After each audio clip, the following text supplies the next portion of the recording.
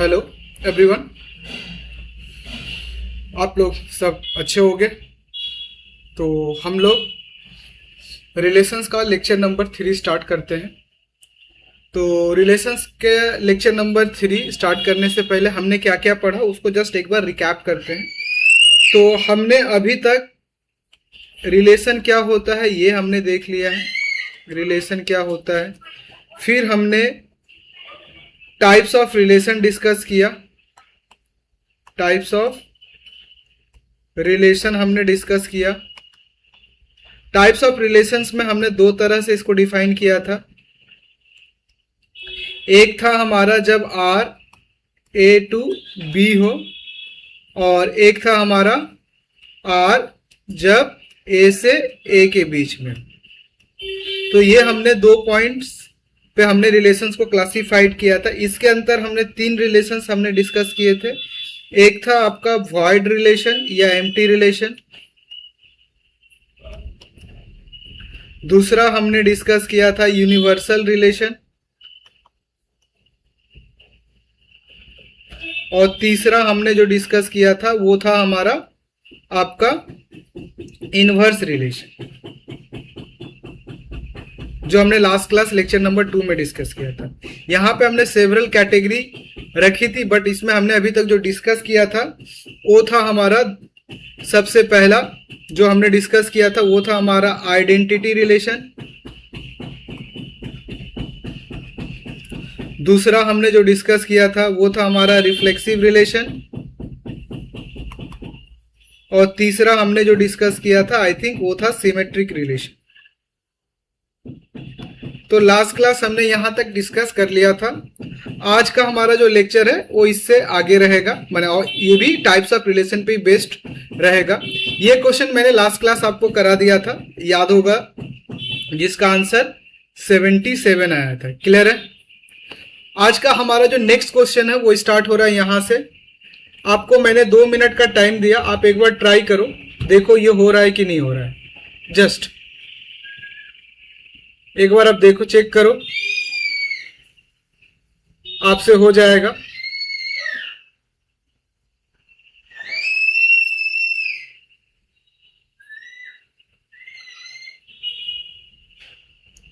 कितना है इसका आंसर?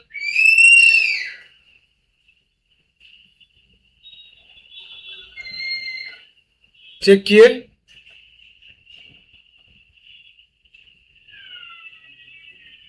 अच्छा, क्या हुआ? नहीं हो रहा है?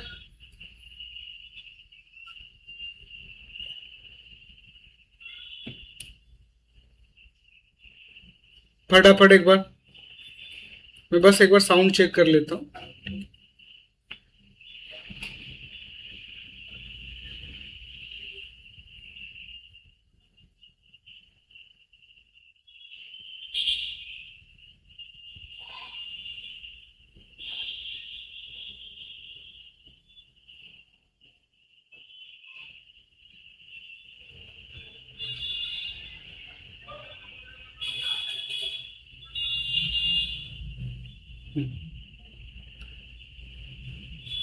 कितना आया आंसर?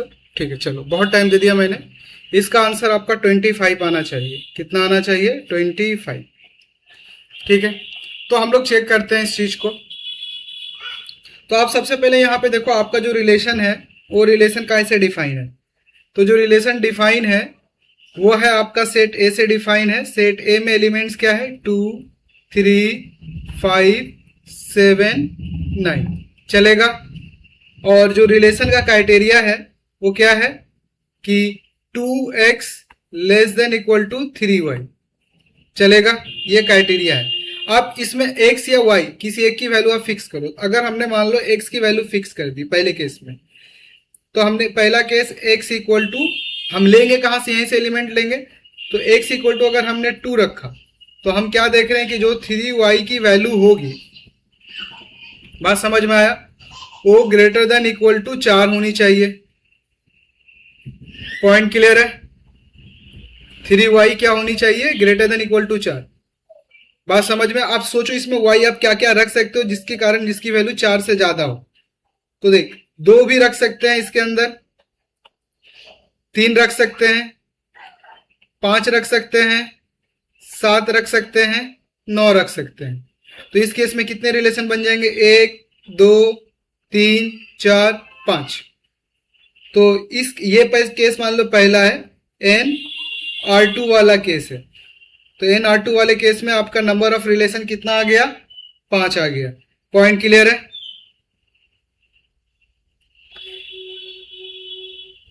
यहां तक में कोई कंफ्यूजन है? अच्छा, और रिलेशंस क्या होंगे? तो रिलेशंस को मैं यहां पे लिख देता हूं। ये जो रिलेशंस होंगे वो होंगे आपके कॉम्बिनेशन, देखते जाना। 2 2 2 3 2 5 2 7 2 9 चलेगा। ये रिलेशन हो गए पहले वाले केस में।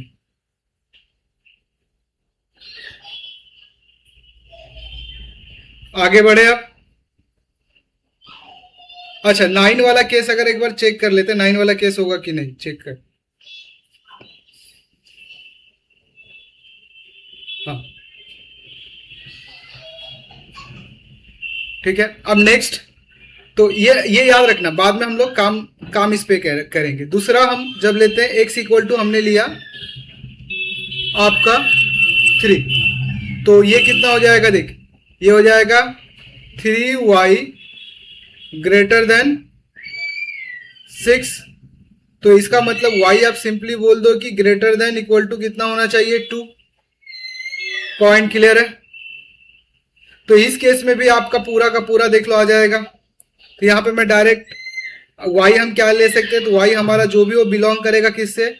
2 हो सकता है, 3 हो सकता है, 5 हो सकता है, 6 हो सकता है, 6 बोल रहा हूं, 7 हो सकता है और 9 हो सकता है। क्लियर है? तो अगर मैं यहाँ पे इसके रिलेशंस को लिखूं तो इसमें रिलेशंस क्या क्या आएगा समझना। एक 3 2 होगा, फिर एक 3 3 हो गया, फिर एक आपका 3 5, फिर आपका 3 7 और लास्ट में आपका 3 9। क्लियर है? ये रिलेशन होंगे। तो इस केस में आपका जो रिलेशन आया था, इस केस में मान लो ये L1, इसको पकड़ लेते। L1 वाले केस में आपका जो रिलेशन है कितने हैं? 5 है। L2 वाले में भी आपका रिलेशन कितना है? 5 है।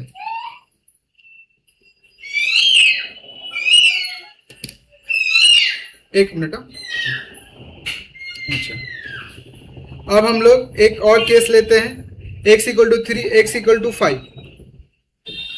तो x इक्वल टू अगर हमने 5 लिया तो हमारा जो 3y होगा, 3y हमारा हो जाएगा कितना? 2 इंटू 5, तो ये हो जाएगा 10। अब इस केस में आप देखो y क्या रख सकते हो। तो इस केस में अगर हमने y रखा, समझना, तो हम 2 रखेंगे तो 6 छोटा है, 3 रखेंगे तो भी छोटा है, तो 5 से स्टार्ट होगा। तो इस केस में आपका आ जाएगा 5 7 9, 3 केस। तो इस केस में आप रिलेशन याद रखना, क्या बना? 3 5, ये आर है, ठीक है। 3 5 5 5 5 7 और एक बनेगा 5 9। क्लियर है? तो इस केस को आप यहां पे याद रख लेना, ये भी इंपॉर्टेंट है। इसमें कितने रिलेशंस बने? 3 बने। तो इसमें आपके L3 को अगर हम पकड़ लिए तो ये कितना आ गया? आपका 3 आ गया। पॉइंट क्लियर है? अब हम लोग आते हैं, आपका x5 हो गया, x हम लेते हैं अब आपका 7। तो x अगर हमने 7 लिया तो हमारा 3y ग्रेटर देन कितना हो जाएगा? Greater than equal to 14। और आप ए सोचो क्या क्या ले सकते हो। तो हम 5 तो नहीं ले सकते, 5 इंटू 3 लेंगे तो 15, तो 7 ले सकते हैं। 3 × 5 = 15, और यहाँ पे आपका है कितना 14 है। हाँ, तो 5 चलेगा, 7 चलेगा, 9 चलेगा। तो इसका मतलब आपका जो y होगा वो y कितना हो जाएगा, y हो जाएगा 5, 7, 9। तो इस केस में जो रिलेशंस बनेंगे वो रिलेशंस आपके क्या बनेंगे, वो बनेंगे आपके 7,5, फिर 7,7, और फिर आपके 7,9। और एक आपका लास्ट केस बचा, कौन सा है लास्ट केस, जब हमने x इक्वल टू कितना रख दिया, 9 रख दिया। तो ये हो जाएगा आपका 3y > 18। तो चाहो तो इसको कट कर लो, y > ये कितना हो गया 6। तो इस केस में जो y की वैल्यू आएगी, y की वैल्यू क्या क्या आ सकती है, इस केस में y की जो वैल्यू आएगी 6 से ज्यादा चाहिए। तो आपके पास पता है 6 से ज्यादा मतलब 7 और 9 ही होगा, क्योंकि 2, 3, 5 तो नहीं होगा। ये हो गया आपका 7 और 9। अब इस केस में आप देखोगे तो ये हमारा 4 नंबर केस था। तो L4 की वैल्यू कितनी है, 3 है, और L5 की वैल्यू कितनी है, 2 है। तो अब अगर यहां पे हम टोटल L काउंट करेंगे तो टोटल L कितना होगा, L1 plus L2 plus L3, बात समझ में आई, प्लस L4 प्लस L5। तो रख दो सबको। तो पहले वाले केस में कितना है, L1 5, 5 10 और 3 13, 13 3 16 2 18। तो L की वैल्यू कितनी आ गई, 18 आ गई। यहां तक में कोई कंफ्यूजन है, किसी को कोई तकलीफ है तो बोलो। तो L की वैल्यू 18 आ गई, और बोल रहा एम ऑफ सिमेट्रिक बनाने के लिए। तो ये बात आपको पहले से पता है कि सिमेट्रिक, कोई भी रिलेशन को सिमेट्रिक कैसे बनाते हैं। तो सिमेट्रिक बनाने का क्राइटेरिया क्या है कि अगर x रिलेटेड टू y है तो उसी रिलेशन में आपका y रिलेटेड टू x भी रहना चाहिए, तो जाके रिलेशन आपका क्या हो जाएगा, तो जाके रिलेशन आपका होगा सिमेट्रिक। ये बात समझ में आई। तो अब यहां पे देखो, सबसे पहला वाला रिलेशन में 2 और 2 ये आइडेंटिटी में है, ऑलरेडी सिमेट्रिक है। 2 3, 3 2 कहीं पे है, हाँ है, देखो ये इसकी जोड़ी ऑलरेडी यहां पे है। 2 5, 5 2 कहीं पे है, देख लो 2 5, यहां पे मैं लिख दे रहा हूं 2 5, 2 5 की जोड़ी नहीं है। तो 2 5 को काउंट करेंगे, 1 2 7 की जोड़ी है कहीं पे, 2 7 3 3 3 नहीं, 5 5 5 9 नहीं, 2 7 की जोड़ी नहीं है, तो ये भी एक हो जाएगा 2। इसको भी हमको ऐड करना पड़ेगा, 7 2 2 9, इसकी भी जोड़ी नहीं है, 3, ये 3 हो गए। अब आ जाओ, 3 3 ऑलरेडी है, 3 5, 5 3 चाहिए अपने को, 5 3 है कहीं पे, नहीं है। अब आ जाओ, तो 5 3 को हमको ऐड करना होगा, ये हो गया 4, 3 7 7 3, 3 7 7 3 अपने को चाहिए, 7 3 नहीं है, तो ये भी अपने को ऐड करना होगा, ये हो गया 5, 3 9 9 3 नहीं है।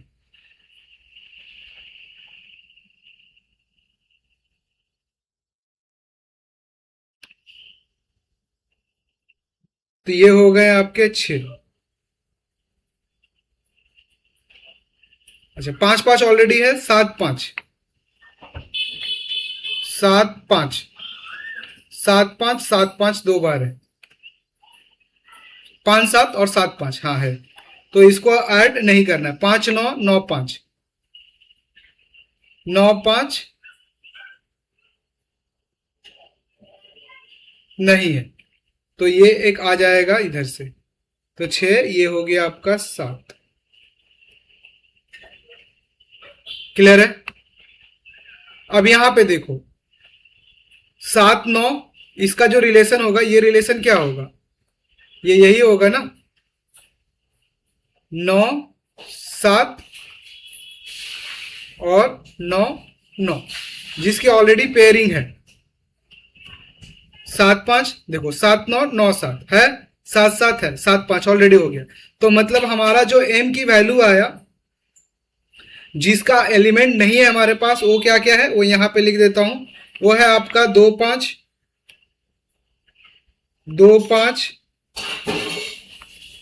फिर आपका है 2 5 2 7 2 9, 2 5 2 7 2 9, 3 ये हो गए। फिर आपका क्या है 3 5 3 7 3 9, 3 5 3 7 3 9, चलेगा। तो 6 और एक और बचा था, कौन सा, 5 9 5 9, तो लास्ट आपका हो गया 5 9। तो इतने एलिमेंट्स हमको क्या करने पड़ेंगे, इसको सिमेट्रिक बनाने के लिए ऐड करने पड़ेंगे। तो इसका मतलब जो हमारा m की वैल्यू आई वो कितनी आ गई, 7। तो आप क्वेश्चन में क्या पूछा है, l प्लस m की वैल्यू। तो l प्लस m की वैल्यू कितनी हो जाएगी, 18 और 7 25। तो आपका आंसर क्या है, ये 25। पॉइंट क्लियर हुआ? कोई कंफ्यूजन है यहाँ पे? आई थिंक कोई कंफ्यूजन नहीं होगा। क्लियर हुआ? तो ये चीज ऑलरेडी मैंने बताया था, सिमेट्रिक रिलेशन कैसे निकालते, रिलेशंस कैसे निकालते। तो यहां तक हमारी बातें क्लियर हो गई है, अच्छे से आपको समझ में आया होगा। नेक्स्ट जो हम लोग बढ़ते हैं वो है हमारा ट्रांजिटिव रिलेशन। तो ट्रांजिटिव रिलेशंस क्या है, तो कोई भी रिलेशंस को ट्रांजिटिव कहेंगे। A relation R is called transitive relation कब, जब ए रिलेटेड टू बी हो और बी रिलेटेड टू सी हो, तो उसी रिलेशन में ए रिलेटेड टू सी भी प्रेजेंट हो, तो हम जाके रिलेशंस को क्या कहते हैं, ट्रांजिटिव। नहीं तो उसको हम ट्रांजिटिव नहीं कहते हैं। और ये जो ए बी सी है, सारे ए बी सी ए में ही प्रेजेंट होने चाहिए। अब जैसे एक एग्जांपल आपके सामने रखता हूं मैं ट्रांजिटिव का, क्लियर है? सबसे पहले आसान एग्जांपल एक रखते हैं। तो एक एग्जांपल मैंने, मान लो एक सेट हमने लिया ए, इसमें एलिमेंट हमने लिया 1 2 3, चलेगा बेटा? हमने एक रिलेशन यहां पे आपके सामने लिखा R1, ये रिलेशन है। ये रिलेशन है आपका ऐसा, क्या है, 1 2 2 1 या 2 3, और फिर मैंने यहां पे रख दिया 1 3। तो ये रिलेशन क्या बन गया आपका, तो ये रिलेशन आपका बन गया ट्रांजिटिव रिलेशन। यहां पे कोई कंफ्यूजन है? नहीं है। अच्छा, दूसरा एग्जांपल मैं लेता हूं आपके सामने, आपको समझाने के लिए। एक प्लेन है, मान लो, समझोगे यहां पे, ठीक है? ये एक प्लेन मैंने लिया, इस प्लेन में पैरेलल लाइंस ले रहा हूं। ये लाइन L1 है, ये लाइंस L2 है, और ये लाइंस आपके L3 है। क्लियर है? तो यहां पे मैंने रिलेशन डिफाइन किया, L1 रिलेटेड टू L2 है। कैसे रिलेशन है इसका, तो यहां पे लिख दे रहा हूं कि L1 is parallel to L2। दूसरा फिर मैंने बोला L2 रिलेटेड टू L3 है। ये कैसे है, तो ये है आपका L2 पैरेलल टू L3 है। तो यहां से मैम कंक्लूजन बोल सकते हैं कि L1 is also parallel to L3। तो हम यहां पे ये चीज बोल सकते हैं कि L1 रिलेटेड टू क्या हो गया, L3। इसका मतलब क्या, कि जो सेट ऑफ पैरेलल लाइंस है, सेट ऑफ पैरेलल लाइंस, क्या बोला, set of parallel lines is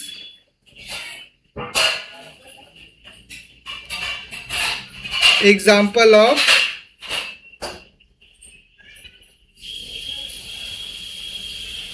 transitive relation.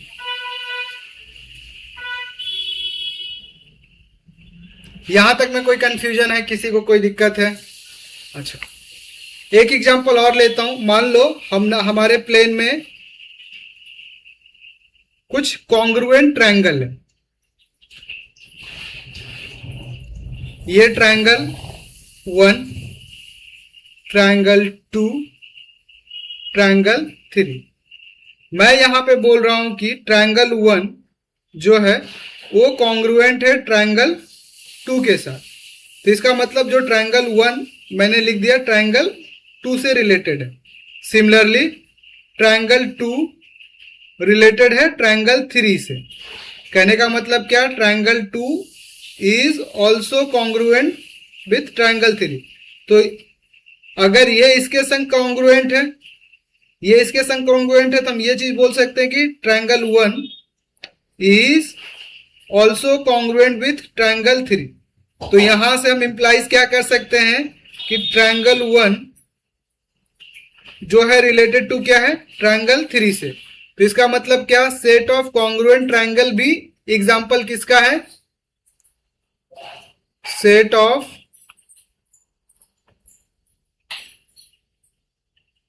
Congruent triangle is example of transitive relation. Point समझ में आया? तो सेट ऑफ जो कॉन्ग्रुएंट ट्रायंगल है वो भी किसका एग्जांपल है? ट्रांजिटिव रिलेशंस के एग्जांपल्स है। यहां तक में कोई कंफ्यूजन है? किसी को कोई तकलीफ है? ये पॉइंट समझ में आया सबको? आगे बढ़ सकते हैं अब। अच्छा, और कुछ बातें जो आपको इसमें याद रखनी है?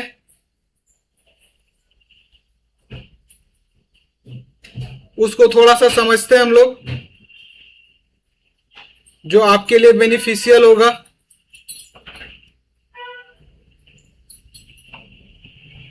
अच्छा, अगर मैं बोलूं आपके सामने सेट ऑफ पैरेलल लाइंस, तो हमने देख लिया set of perpendicular lines.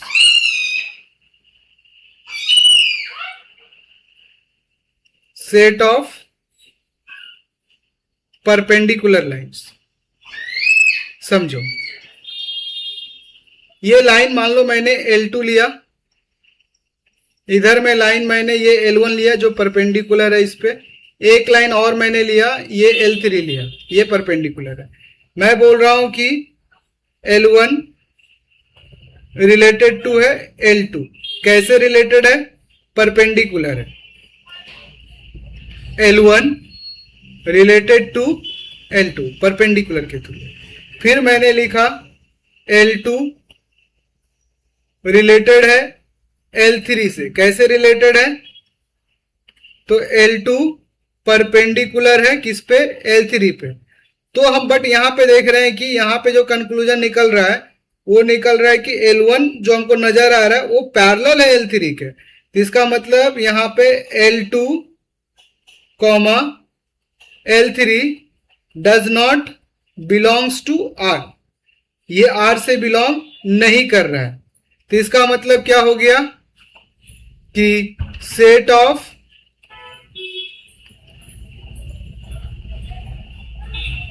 Perpendicular lines, set of perpendicular lines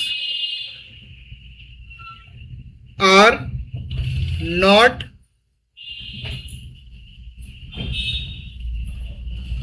example of transitive relation. यहां तक में कोई प्रॉब्लम है? किसी को कोई तकलीफ है तो मुझे बोलो। अच्छा, एक दो नोट पॉइंट आप लिख लेना यहां पे। क्या है नोट पॉइंट सर? तो नोट पॉइंट यहां पे मैं लिख देता हूं।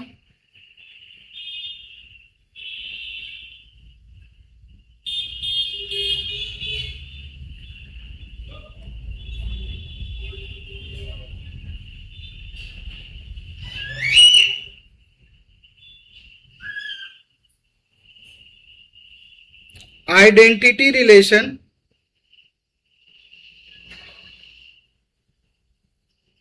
And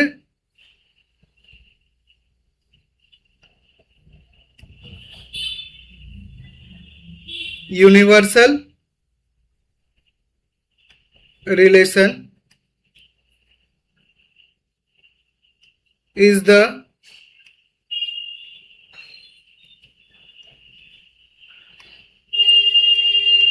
example of transitive relation. किसके एग्जाम्पल है वो? ट्रांजिटिव रिलेशन की। तो आपके दिमाग में आ रहा हो कि सर आइडेंटिटी रिलेशन कैसे है, तो समझते हैं। यहां पे हमने एक एग्जाम्पल लेता हूं और आइडेंटिटी वाला आपको एक्सप्लेन करता हूं।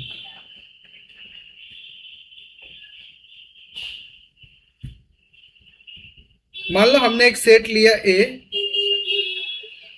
जिसके अंदर एलिमेंट है 1 2 3, चलेगा? हम एक आइडेंटिटी रिलेशन बना लेते हैं 1 1 2 2 3 3, चलेगा? अब यहां से देखो 1 रिलेटेड टू 1 है, क्लियर है? और इसका उल्टा जो है ये भी इससे ही रिलेटेड है। क्या बोला? इसका उल्टा 1 रिलेटेड टू 1, तो अल्टीमेटली 1 जो है ये 1 से रिलेटेड होना चाहिए, जो ऑलरेडी प्रेजेंट है। सिमिलर कहानी इसके साथ जाएगा 2, 2, सिमिलर कहानी इसके साथ जाएगा 3, 3। ये बात समझ में आई? तो इस तरीके से हम इसको दिखा सकते हैं कि ये कौन सा रिलेशन है। तो ये रिलेशन भी आपका कौन सा हो जाएगा? आपका ट्रांजिटिव रिलेशंस। यहां तक में कोई कंफ्यूजन है, कोई दिक्कत है? आगे बढ़ सकते हैं अब। तो नेक्स्ट जो है हमारा, वो है हमारा इक्विवेलेंस रिलेशन। क्या है हमारा? Equivalence relation. अब पॉइंट आता है कि व्हाट इज इक्विवेलेंस रिलेशन। तो सबसे पहले इसको हम समझेंगे। तो इक्विवेलेंस रिलेशन आपका क्या है कि कोई भी रिलेशन को हम लोग इक्विवेलेंस रिलेशन कब बोलते हैं? जब वो हमारी 3 बातें मान ले। वो 3 बातें क्या क्या हो सकती है? तो वो आपके सामने लिखा हुआ है, एक बार जस्ट डेफिनेशन पढ़ो तो समझ में आ जाएगा। आर आपका क्या होना चाहिए? आर आपका जो है वो होना चाहिए रिफ्लेक्सिव। बगल में चुपके से लिख लेना कि सिमेट्रिक होना चाहिए। क्या होना चाहिए? सिमेट्रिक होने चाहिए। पॉइंट क्लियर है? तो मैंने क्या बोला? आर आपका जो है वो क्या होना चाहिए? सिमेट्रिक होना चाहिए। बात समझ में आया?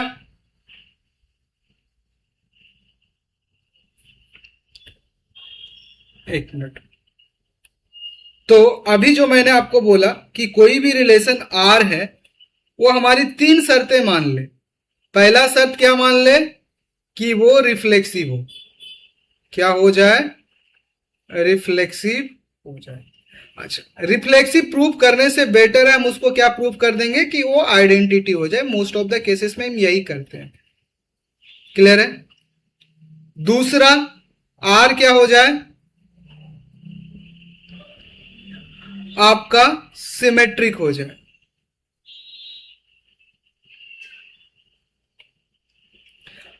तो आइडेंटिटी प्रूव करने के लिए आपको पता है क्या होना चाहिए कि ए कॉमा ए जो है वो बिलोंग्स टू आर में होना चाहिए, सारा का सारा।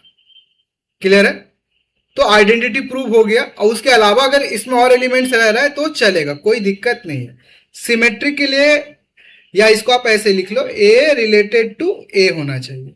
सिमेट्रिक के लिए कहानी क्या थी, इसको साइड में लिख देता है। बाकी कि एक्स रिलेटेड टू अगर वाई है तो ये इंप्लाइज क्या करता है? वाई रिलेटेड टू एक्स भी उस रिलेशन में होना चाहिए। अगर है तो सिमेट्रिक है। तीसरा आपका ट्रांजिटिव होना चाहिए। क्या होना चाहिए? ट्रांजिटिव होना चाहिए। तो ट्रांजिटिव के लिए क्या कहानी थी?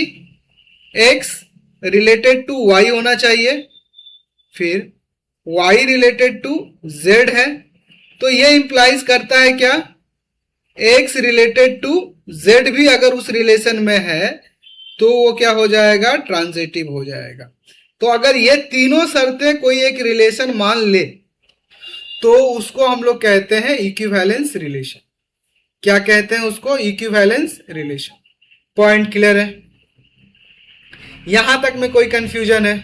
आई थिंक नहीं होगा। तो अब एक सबसे पहले एग्जाम्पल मैंने लिया, ये बात याद रखना।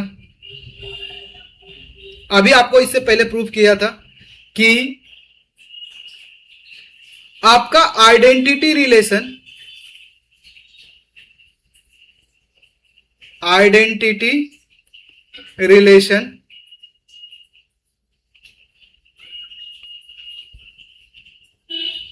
एक इक्विवेलेंस रिलेशन है।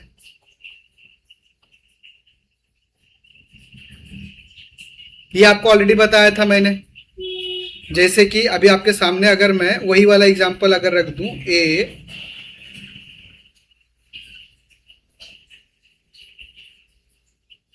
1 2 3, और मैं बस इसको आइडेंटिटी रिलेशन ही लिख रहा हूं। तो 1 1 2 2 3 3। अब यहां से देखो, ये आइडेंटिटी तो ऑलरेडी हमने लिखा है, कोई दिक्कत नहीं है। ये सिमेट्रिक भी होता है, ये आपको बताया था। और इससे पहले जस्ट मैंने ये आपको दिखाया कि ये ट्रांजिटिव भी होते हैं। तो ये रिलेशन क्या हो जाएगा, इक्विवेलेंस रिलेशन। दूसरा एक एग्जांपल अगर आपके सामने लूं मैं, एग्जांपल 2, तो universal relation.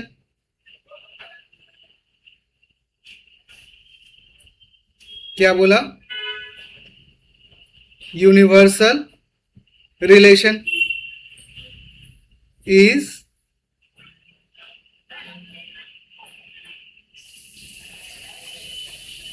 example of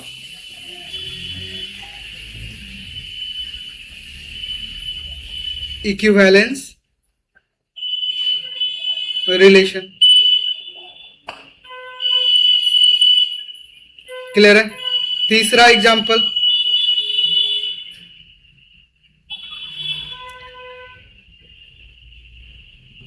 set of parallel lines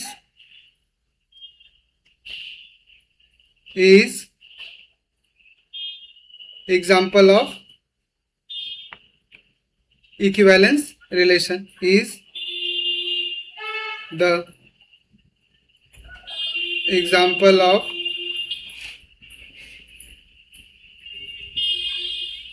equivalence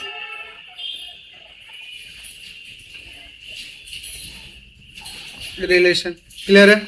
फिर अभी एक एग्जांपल और आपको कराया था,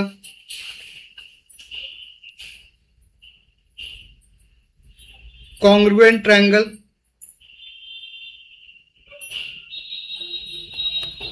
कॉन्ग्रुएंट ट्रायंगल इज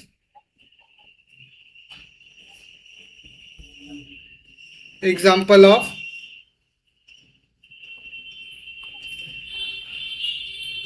एक मिनट सॉरी,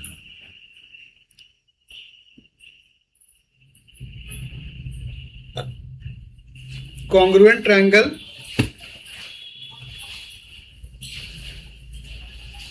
जो है, congruent triangle is example of,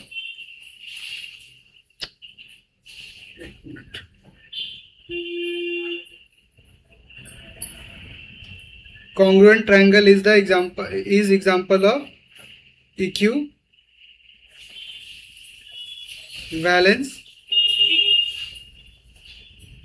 relation. तो ये सब सारे बहुत सारे एग्जाम्पल हैं जो इक्विवेलेंस रिलेशंस के हैं। पॉइंट क्लियर है?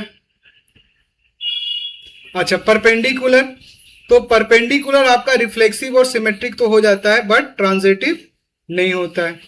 क्लियर है? आगे बढ़े अब। तो एक एग्जांपल आपके सामने लेता हूं, ये वाला एग्जांपल है। हमको क्या बोल रहा है यहां पे, आपको ये नोटिस करना है कि जो एग्जांपल मैं लिया हूं उसको प्रूफ कैसे कर रहा हूं। एग्जाम में ऐसे आते हैं क्वेश्चंस जिसमें आपको ये देखना पड़ता है कि इसको हम लोग प्रूफ कैसे करेंगे। क्लियर है? तो क्वेश्चन में क्या बोल रहा है कि जो हमारा रिलेशन है वो हमारा इक्विवेलेंस रिलेशन है।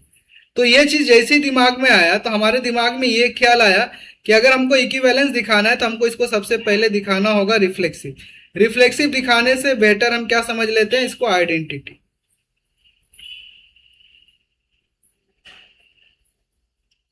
समझ में आया? ये बात ध्यान देना। आप क्या बोले, a minus B is divisible by 3। तो a माइनस बी ये गिवन है कि अगर a रिलेटेड टू b है, समझना कैसे रिलेटेड है। तो a माइनस बी का जो भी मल्टीपल आएगा वो 3k के टाइम्स होगा, क्योंकि डिविजिबल है तो 3 का कुछ तो फैक्टर आएगा, k को भी मान लो इंटीजर है। बात समझ में आया? तो अब यहां पे समझ, अगर हमको आइडेंटिटी प्रूव करना है तो हमने a कॉमा a लिया, b को भी हमने a पकड़ लिया। इंप्लाइज दैट हम जब देख रहे हैं कि a माइनस a जब हो रहा है तो ये 0 आ रहा है, और 0 बराबर अगर हम इसको 3 से डिवाइड करेंगे तो हमारा ये k की वैल्यू भी क्या आ जाएगा, 0 आ जाएगा। क्लियर है? तो यहां से ये क्या प्रूव हो गया कि a रिलेटेड टू a है। तो इसका मतलब जो रिलेशन है वो क्या है, हमारा आइडेंटिटी है। रिलेशन क्या हो गया, हमारा आइडेंटिटी हो गया। दूसरा हमको जो प्रूफ करना रहता है वो है हमारा रिफ्लेक्सिव बोल रहा हूं, सिमेट्रिक। तो हम सिमेट्रिक प्रूफ करते हैं पहले।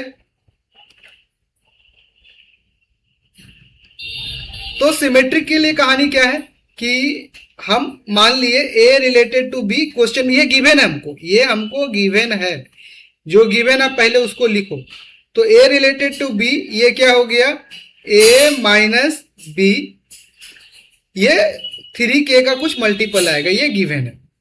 अगर हमने यहां पे इसमें माइनस कॉमन निकाल लिया तो a माइनस बी या b माइनस a इसको हमने लिख दिया, या इसको ऐसे समझो इस चीज को।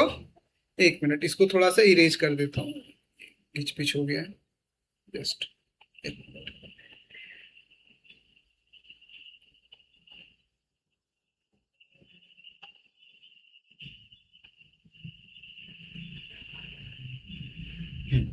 तो आप अगर मान लो इस चीज को हमने ऐसे लिख दिया, समझना a माइनस बी है तो हमने इसको ऐसे लिख दिया माइनस b माइनस a। ठीक है? तो ये b माइनस a हमने माइनस बाहर निकाला तो अल्टीमेटली यही चीज लिखा है। तो ये जो आएगा ये भी तो क्या होगा, 3 का मल्टीपल होगा बस नेगेटिव के साथ, बट अल्टीमेटली क्या होगा, ये भी तो डिविजिबल है। तो यहां पे हम बोल सकते हैं कि b related to a is divisible by 3।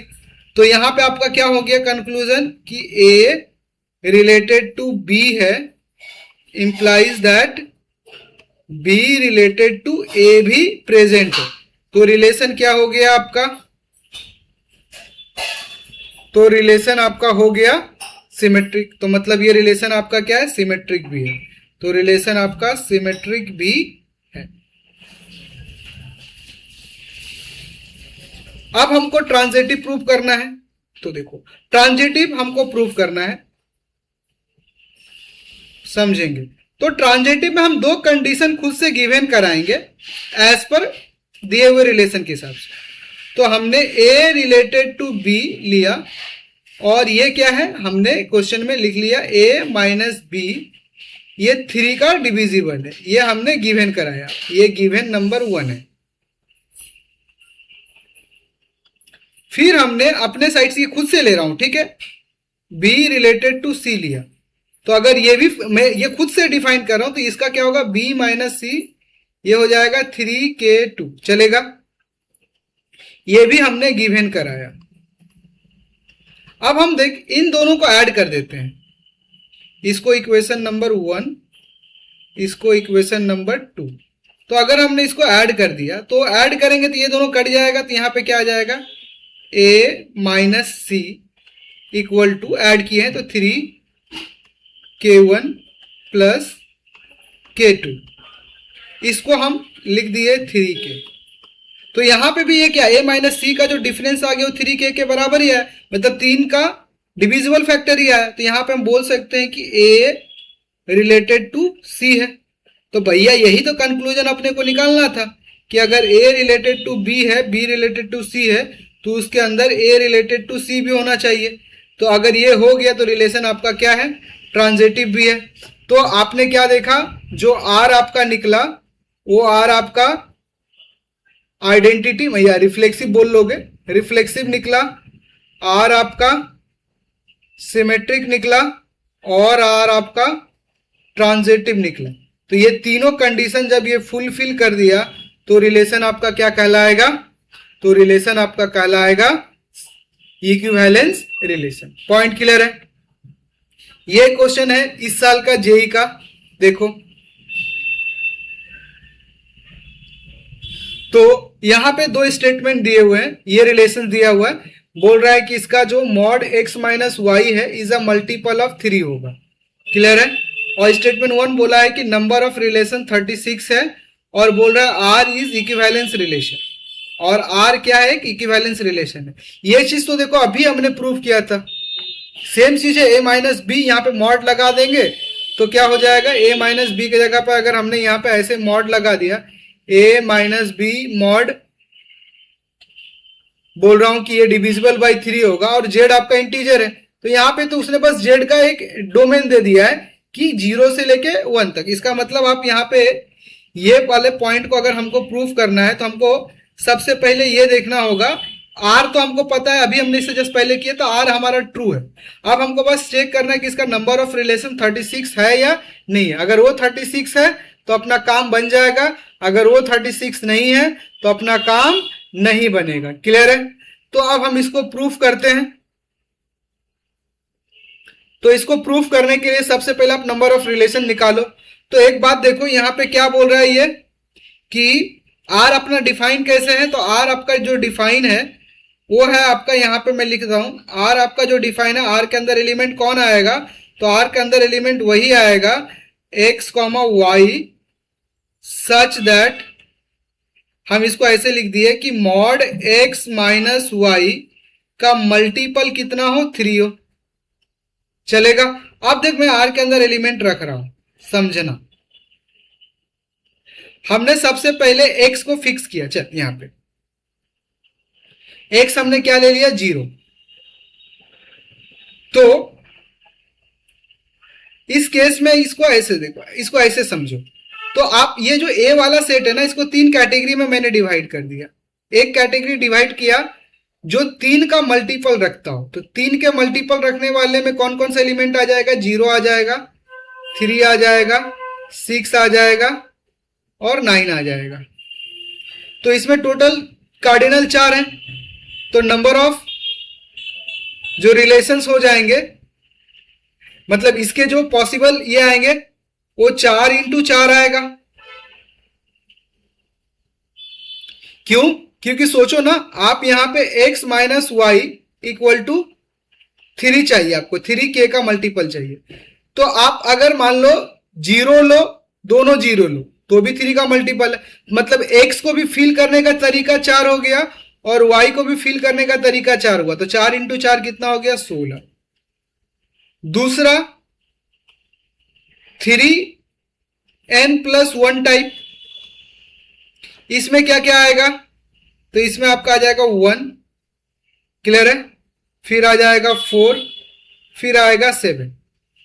तो इसमें देखो ना, अगर x की वैल्यू 3n+1 और y माइनस 3n-1, पॉइंट समझ में आ रहा है। तो आप अल्टीमेटली देखो कि ये सब कैंसिल होकर जीरो ही देगा, वो भी तो 3 का मल्टीपल है। तो यहां से हम कोई भी अगर एक्स वाई सेलेक्ट करेंगे, एक्स को भी सिलेक्ट करने का 3 तरीका, वाई को भी, तो टोटल रिलेशन इसमें कितने हो जाएंगे, 3 × 3। तो ये कितने हो गए,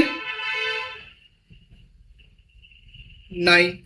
एक और आएगा ए का सीन, कौन सा, 3n+2 टाइप का। तो इसमें क्या हो जाएगा आपका, इसमें होगा 2, 5 और 8 चलेगा। तो इसमें भी सेम नंबर ऑफ रिलेशन कितने होंगे, तो इसमें आपका नंबर ऑफ रिलेशन होगा 3 × 3, तो कितने हो गए, 9। तो ऐड कर दो 9 9, 18 18 और 16। तो टोटल आपका जो रिलेशन आ रहा है, हमने जो कैलकुलेट किया वो कितना आ रहा है, 34 आ रहा है, और इसने दिया है कितना, 36। तो ये स्टेटमेंट गलत है और ये स्टेटमेंट सही है। ये ऑलरेडी आपको मैंने पहले बताया, उसको आप खुद से ट्राई करना, हो जाएगा। इसका मतलब statement 1 is incorrect, statement 2 is correct. तो करेक्ट आंसर क्या हो गया, डी हो गया। ये पॉइंट क्लियर है, कोई कंफ्यूजन है? एक क्वेश्चन यहां पे मैंने और लिया, यही जेई का क्वेश्चन है, सेम स्टेटमेंट वाइज है। तो आपको इसमें क्वेश्चंस में क्या बोला है कि भैया ये देख लो, और ये 2 स्टेटमेंट मैंने आपको दिया है। तो पहला स्टेटमेंट उन्होंने क्या दिया है कि आप ए कहां से कहां तक लोगे, 0 से लेके 5 तक, और आप एक्स मैक्स एक्स और वाई जो रिलेशन है, तो वो रिलेशन में क्या दिया उन्होंने, उसको भी ध्यान में रखो। तो अब इस पे हम लोग काम करते हुए चलते हैं, समझते हैं क्या है। तो सबसे पहले हम लोग रिलेशन निकालेंगे। तो रिलेशन निकालते हैं। रिलेशन डिफाइन कैसे, पहले उसको यहां पे लिख लिया। रिलेशन हमारा जो डिफाइन है वो ऐसा डिफाइन है कि x, y such that related to r है, सच दैट हमको जो रिलेशन लेंगे मैक्स x, y में जो है मैक्सिमम वो 3, 4, इसको लिख दिए हैं कि x, y जो होगा बिलोंग्स टू कितना करना चाहिए, 3, 4। बढ़े आगे। तो देखो, तो जो मैंने मैक्सिमम x और y का जो है वो आइदर आपका कितना हो सकता है, 3, और नहीं तो 4। अब यहां पे सबसे पहला केस हम लोग लेते हैं। पहला केस क्लियर है, केस 1 फंक्शन निकालने के लिए ध्यान से समझना। हमने लिया x, y मैक्स वाला, इसमें हमने 3 ले लिया, क्लियर है। तो अब हमारा मैक्सिमम 3 होगा, तो इसमें रिलेशंस क्या क्या बन सकते हैं, यहां से आना। तो इस केस में आपका जो रिलेशन बनेगा, क्लियर है, समझना। तो हम क्या क्या रख सकते हैं, देख मैक्सिमम होगा तो 0, 3 लेंगे तो भी 3 मैक्सिमम होगा, हाँ 1, 3 लेंगे तो भी 3 मैक्सिमम होगा, फिर 2, 3 लेंगे तो भी मैक्सिमम 3 होगा। बात समझ में आया? उल्टा कर दे इसको, 3, 1 लेंगे तो भी मैक्सिमम 3 होगा, 3, 2 लिए तो भी मैक्सिमम 3 होगा, और अगर 3, 3 लिए तो भी मैक्सिमम तो 3 ही होगा। कितने रिलेशन आ गए इसमें, तो देख लो 1, 2, 3, 4, 5, 6। तो इस केस में आपका 6 आया। इसको लिख लेते हैं साइड में, बाद में काम आएगा। अगला केस नंबर 2, हम जो मैक्स x और y का देख रहे हैं, उसमें से हमने मैक्स 4 लिया, तो हमारे क्या क्या रिलेशंस होंगे, जस्ट चेक, देख लो 0, 4, 0, 1, 0, 2, 0, 3, 0 3। अच्छा, क्लियर है। अब हम उलट देते, 0 4 तो ऑलरेडी ले लिए, इसको हटा दे, 4 1 ले सकते हैं। Sorry sorry sorry sorry, 1 minute, 0 4 क्यों, 4 के संग हम देख रहे हैं ना, 1 मिनट, इरेजर, जस्ट इरेजर।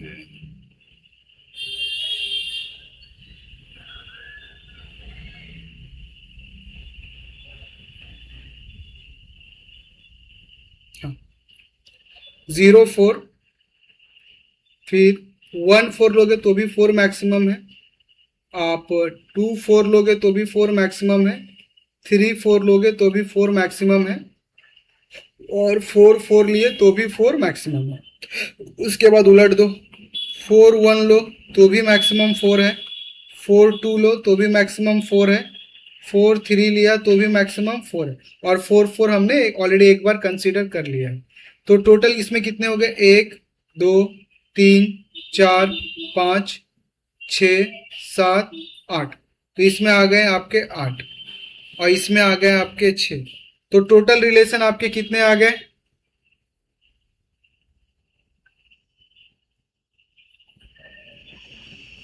18 तो नहीं आए, टोटल रिलेशन आपका 14 आया, टोटल रिलेशन आपके कितने आ गए, 14 आ गए। तो स्टेटमेंट 1 तो गलत है, ये तो पहले पता चल गया। The relation R is symmetric but neither reflexive not transitive. Symmetric होने के लिए क्या कहानी चाहिए जी, हाँ देख, तो यहाँ पे 0 3 और एक रिलेशन यहाँ पे, और 3 0 भी आएगा, सॉरी यहाँ पे एक और हो जाएगा 3 0, तो ये हो गया 7, सॉरी सेम यहाँ पे 0 4 है, एक रिलेशन और आ जाएगा 4 0, तो ये हो जाएगा 9, तो ये हो गया 9 और ये हो गया 7, 9 और 7 16 है, ये कितने हो गए 16। पॉइंट क्लियर हुआ। तो अब देख 0 3 3 0 सिमेट्रिक, 1 3 3 1, 2 3 3 2, 3 3 ऑलरेडी सिमेट्रिक होता है, सेम आ जाए 0 4 4 0, 1 4 4 1, 2 4 4 2, 3 4 4 3, 4 4 4 0, तो ये भी बात सही है, इसका मतलब ये तो सिमेट्रिक है। और रिफ्लेक्सिव, नॉन रिफ्लेक्सिव और नॉन ट्रांजिटिव। अच्छा, रिफ्लेक्सिव होने के लिए सब एलिमेंट का कॉम्बिनेशन चाहिए, तो सब एलिमेंट का कॉम्बिनेशन चाहिए मतलब हमको चाहिए क्या, 0 0 नहीं है, देख ले, 1 1 नहीं है, 2 2 नहीं है, तो ये आपका रिफ्लेक्सिव तो नहीं है। क्लियर है। ट्रांजिटिव, तो अगर मैं देख x related to y, y related to x और फिर x रिलेटेड टू y, ये वाला सीन भी इसमें नहीं है, इसका मतलब ये ट्रांजिटिव भी नहीं हुआ, तो इसका मतलब स्टेटमेंट 2 सही है। तो केवल सही स्टेटमेंट कौन सा है, option C, only S is true. Point clear है, बात समझ में आया, यहां तक में कोई कंफ्यूजन नहीं होना चाहिए। अब आते हैं एंटी सिमेट्रिक रिलेशन। तो आपके दिमाग में आता होगा कि एंटी सिमेट्रिक रिलेशन क्या है, तो एंटी सिमेट्रिक रिलेशन आपके सामने रखा हुआ है। तो एंटी सिमेट्रिक रिलेशंस, कोई भी रिलेशन को हम लोग एंटी सिमेट्रिक रिलेशन कब बोलेंगे, तो a relation R is said to be anti symmetric relation जब हमारा relation a related to b हो और बी रिलेटेड टू ए हो। क्लियर है, क्या बोला, A related to B, B related to A हो और ए बराबर बी हो जाए, तो ही हम रिलेशन को क्या बोलेंगे, एंटी सिमेट्रिक रिलेशंस बोलेंगे, नहीं तो उसको एंटी सिमेट्रिक रिलेशन हम लोग नहीं बोलेंगे। ये पॉइंट क्लियर हुआ। अब एक बात और समझना कि क्वेश्चन क्या बोला है कि अगर मान लो ए रिलेटेड टू बी है, ए और बी रिलेटेड टू आर है, तो B A related to R होना चाहिए और ए बराबर बी होना चाहिए। क्लियर है। अच्छा, ये आप एंटी सिमेट्रिक का मतलब ये मत निकाल लेना कि सिमेट्रिक का जो कंडीशन होता था उल्टा उल्टा, ऐसा नहीं है। ये पॉइंट आप पहले ही दिमाग में फिट करके डाल दो कि A relation at a time both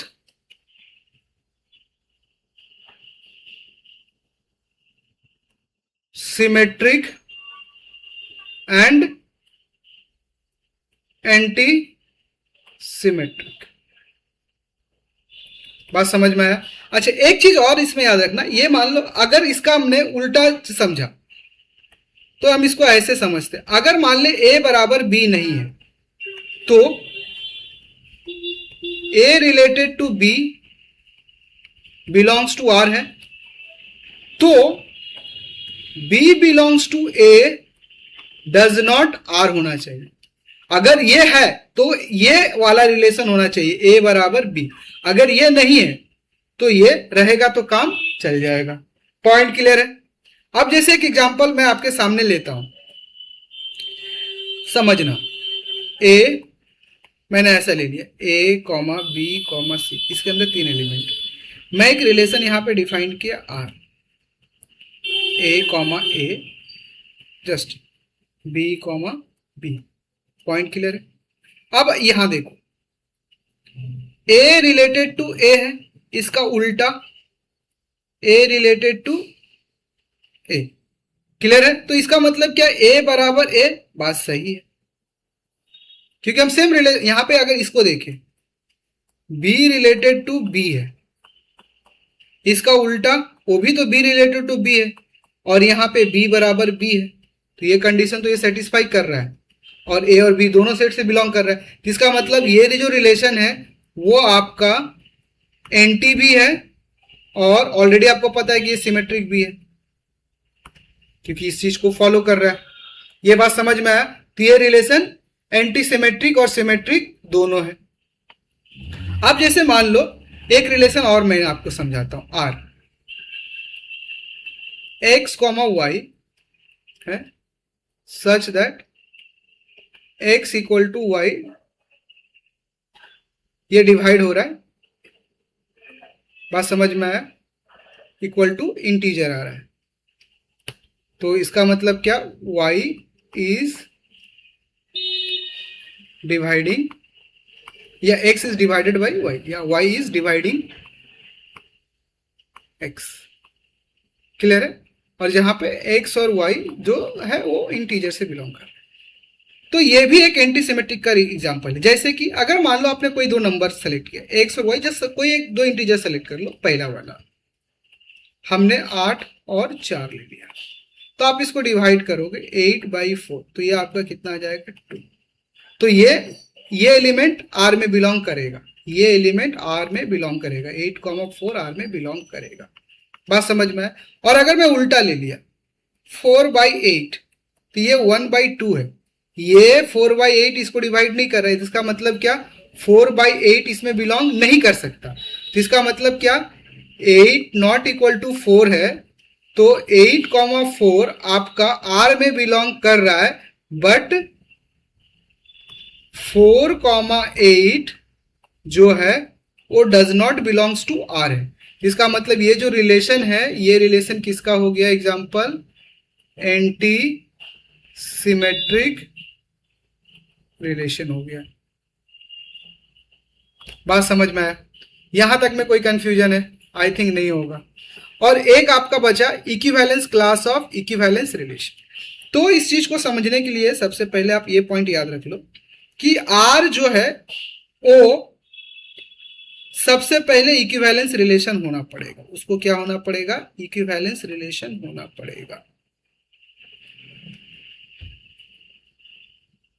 clear है?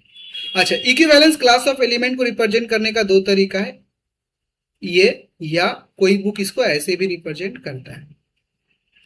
ठीक है? और ये क्या इंडिकेट करता है, ये इंडिकेट करता है कि एलिमेंट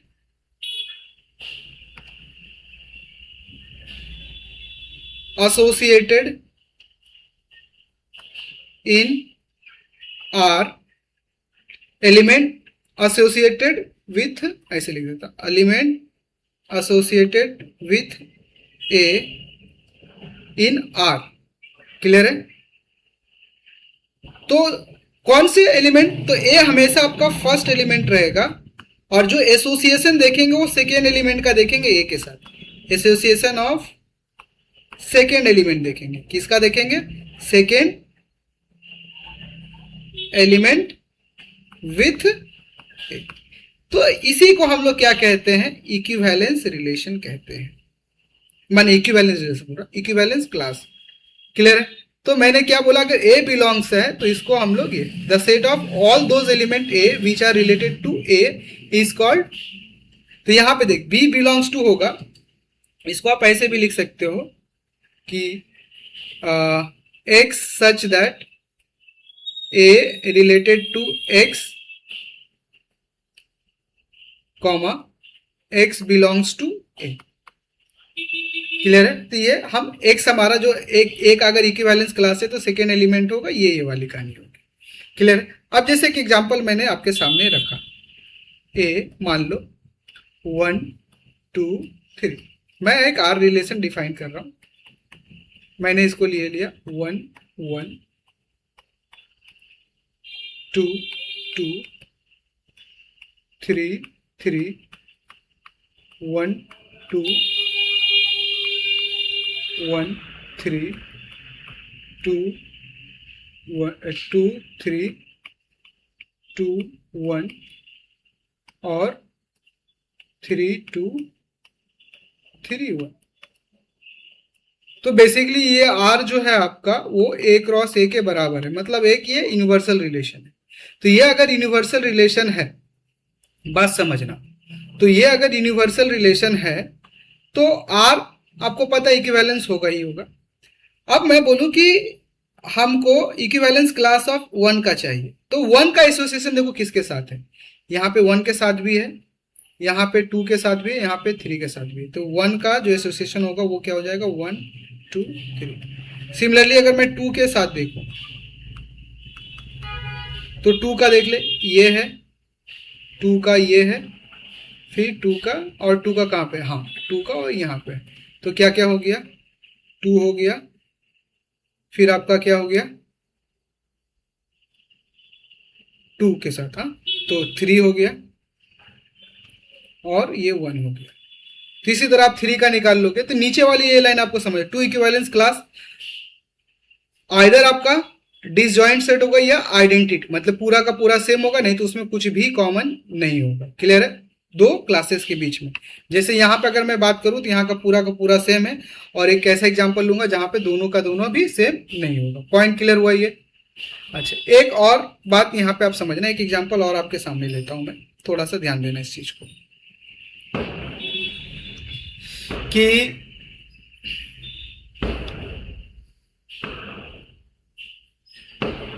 एक रिलेशन मैंने यहां पे लिया आपके सामने। रिलेशन कैसा है आपका, ध्यान देना।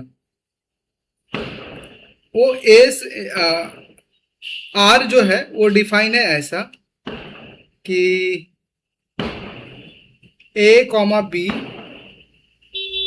सी comma D belongs to A D B C. Clear है?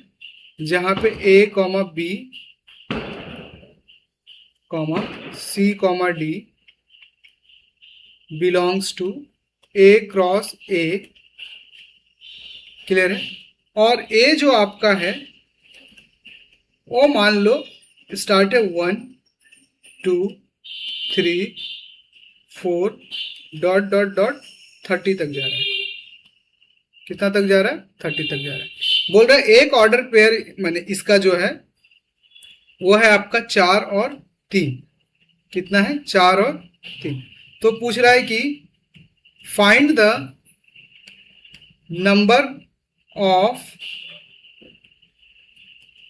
Equivalence class of 4, 3। Find the number of order pair, find the number of order pair of equivalence class of 4, 3। तो अब सबसे पहले ये बात समझो, ए आपको 4,3 दे दिया, रख दो, ये रिलेशन से डिफाइन होगा। ए के जगह पे हमने कितना रख दिया, 4D 3B 3C, चलेगा। तो D आपका कितना हो जाएगा, 3/4C। आप C की वैल्यू रखो, और आपको पता है ये इंटीजर होगा, तो हमने सबसे पहले C रखा, तो C हमने 4 रखा, तो उसके क्रॉसपोंडिंग D कितना आएगा, 3। अब 4 8 रख सकते हैं, 12 रख सकते हैं, 16 रख सकते हैं, 20 रख सकते हैं, 24 रख सकते हैं, 28 रख सकते हैं।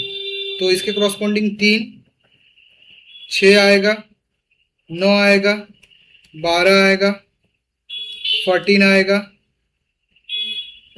15 आएगा, फिर आपका 18 आएगा, 21 आएगा। तो हम क्या देख रहे हैं कि 4,3 है, इससे रिलेटेड ऑर्डर पेयर्स क्या क्या आ गए, तो आ गए 4,3, फिर आ गया 8,6, फिर आ गया 12,9, फिर आ गया 16,12, फिर 20,15, फिर 24,18, फिर 28,21। तो ये हो गए इसके ऑर्डर पे। कितने हैं, 1 2 3 4 5 6 7। तो आंसर कितना हो जाएंगे, कितने ऑर्डर पेयर्स हैं, तो 7। That's answer. ये भी क्वेश्चन आपका आया हुआ है, जेई का है। क्लियर हुआ। अच्छा, एक है पार्शियल ऑर्डर रिलेशन। तो पार्शियल ऑर्डर रिलेशन में आपको बस ये याद रखना है, आर को क्या होना चाहिए, तो आर को रिफ्लेक्सिव होना चाहिए। क्लियर है। आर को ट्रांजिटिव होना चाहिए, और आर को एंटी सिमेट्रिक होना चाहिए। क्या होना चाहिए, एंटी सिमेट्रिक होना चाहिए। पॉइंट क्लियर है। रिफ्लेक्सिव के लिए कहानी क्या है, A related to A belongs to R. Transitive के लिए कहानी क्या था, ए रिलेटेड टू बी है, बी रिलेटेड टू ए है, implies that A related to C भी होना चाहिए। और एंटी सिमेट्रिक के लिए कहानी 2 है। क्या कहानी है, कहानी नंबर 1 कि ए रिलेटेड टू बी है और बी रिलेटेड टू ए है, तो इंप्लाइज दैट क्या होना चाहिए, ए बराबर बी। और अगर ये कहानी नहीं है कि A not equal to B है, तो A related to B belong कर रहा है आर से, तो B relate B comma A does not belongs to R होना चाहिए। अच्छा, एक बात बताओ, एक partial order relation equivalence relation हो सकता है? हाँ, क्योंकि मैंने बताया था एक रिलेशन एंटी सिमेट्रिक और सिमेट्रिक दोनों हो सकता है। इसका सबसे बेस्ट एग्जांपल आपका क्या था, इसका सबसे बेस्ट एग्जांपल आपके सामने था आइडेंटिटी रिलेशन। क्या था आपका, आइडेंटिटी रिलेशन, जो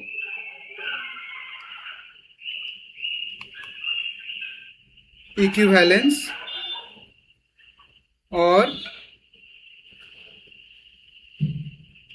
एंटी सिमेट्रिक दोनों है। पॉइंट क्लियर हुआ, कोई कंफ्यूजन है यहां तक, आगे बढ़ सकते हैं। ओके, तो हम लोग नेक्स्ट लेक्चर, ये आप क्वेश्चन आपके लिए होमवर्क है, आप घर पे ट्राई करना। टू इसका आपको प्रूफ करना है इक्विवेलेंस रिलेशन क्या होगा ये, और 2 और 5 का इक्विवेलेंस क्लास निकालना है। जस्ट लाइक जो हमने अभी एक एग्जांपल ड्रॉ यहाँ पे सॉल्व किया था इक्विवेलेंस क्लास का, डिट्टो सेम एग्जांपल है। पॉइंट क्लियर है। तो इसको आप घर पे ट्राई करना, नहीं होगा तो हम लोग डिस्कस करेंगे। क्लियर है। तो आज का लेक्चर हम लोग यहीं पे रखते हैं। तो good night, thank you. Clear है, आप लोग एंजॉय करो, बाय। चलो, टेक केयर एवरीवन।